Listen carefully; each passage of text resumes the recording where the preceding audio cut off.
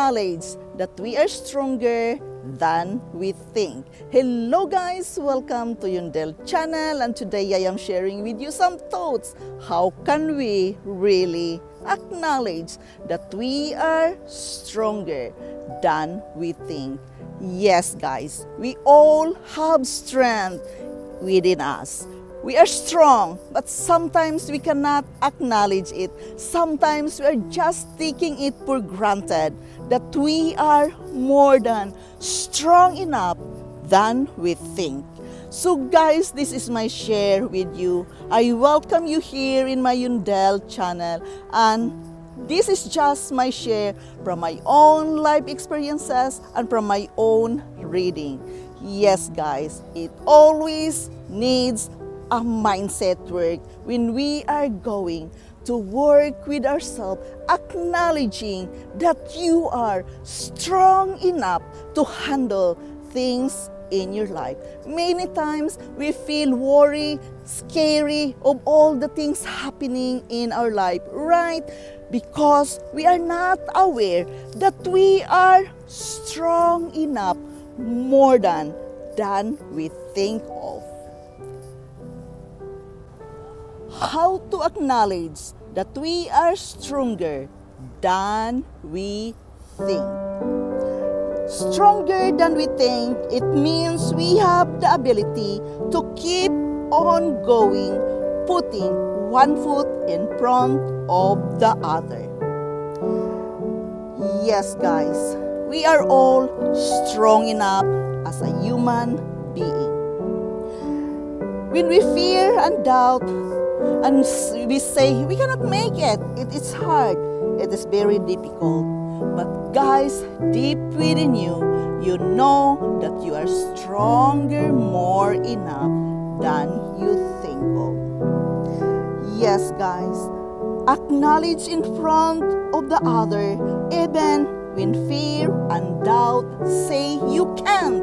Of course you can. Everybody can do it, but we must acknowledge it, we must be aware about it, and we must work with our mindset.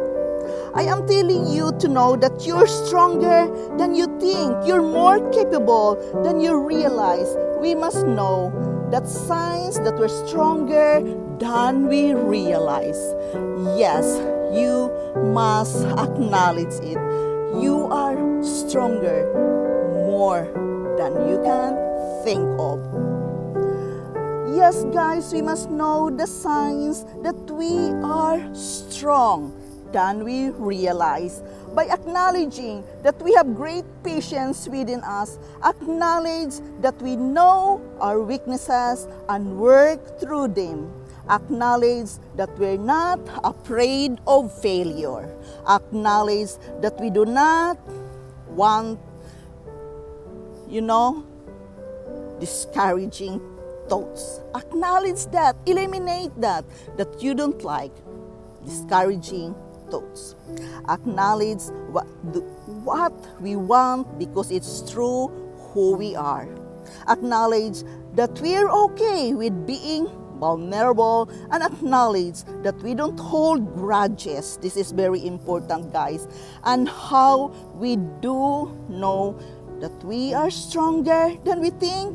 By knowing that we know how to balance our emotions with logic. Yes, this is very important, guys.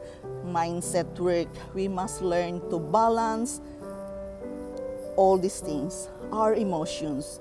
We are so fragile sometimes that we don't know how to handle things because of our emotions.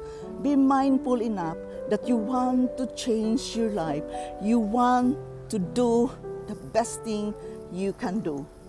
Acknowledge that you are capable of doing great things in your life. Acknowledge that we are okay, even it is scary. Acknowledge that we are not going to hold hatred and grudges. It is very important that you separate all these things in order to have clarity of mind what you really want with your life. Guys, and know how we know that we are stronger by knowing that we know how to choose productive things, how to hold on to our behavior despite of a difficult emotions, by feeling confident in ability to adapt to change. We must be willing to adapt changes. We must be willing and strong enough to face the changes that comes in our life. Of course, it is not always easy. It is always a work and effort that everything will just start from our single thought. Yes, it is a mindset work. Guys, how to acknowledge that we are stronger than we think of? By facing the fears that hold us back. Embrace the fear that I've been telling you many times, that we must learn how to embrace our fear. By learning from our mistakes. Yes, mistakes is really a good thing, so we can learn from it. There's always a reason why we do some mistakes. Think the other side of it, that you have something to learn from it. Guys, how to acknowledge that we are stronger than we think? By balancing self-acceptance with self-improvement. To reach our destiny, we must acknowledge and discover what's within us, knowing that we are stronger than we ever think of. Yes, guys, we must acknowledge all these things step by step by start focusing on yourself, start learning to change things to what you feel.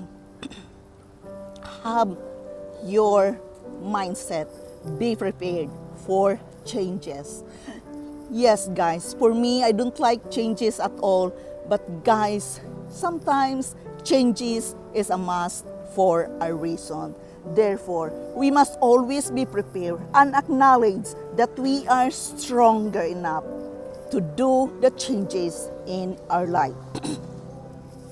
We must be mindful and wise enough to choose the good things. What is your decision right now?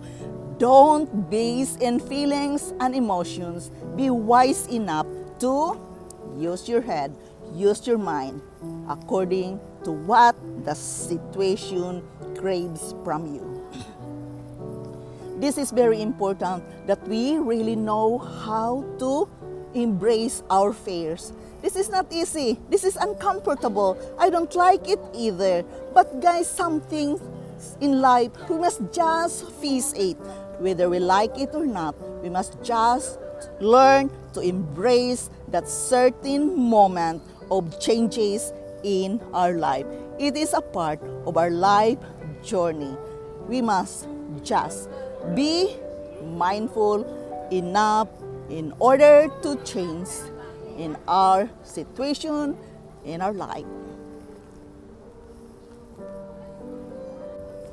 To acknowledge that we are stronger than we think of, you must know yourself, your weaknesses, and your strong side of a person.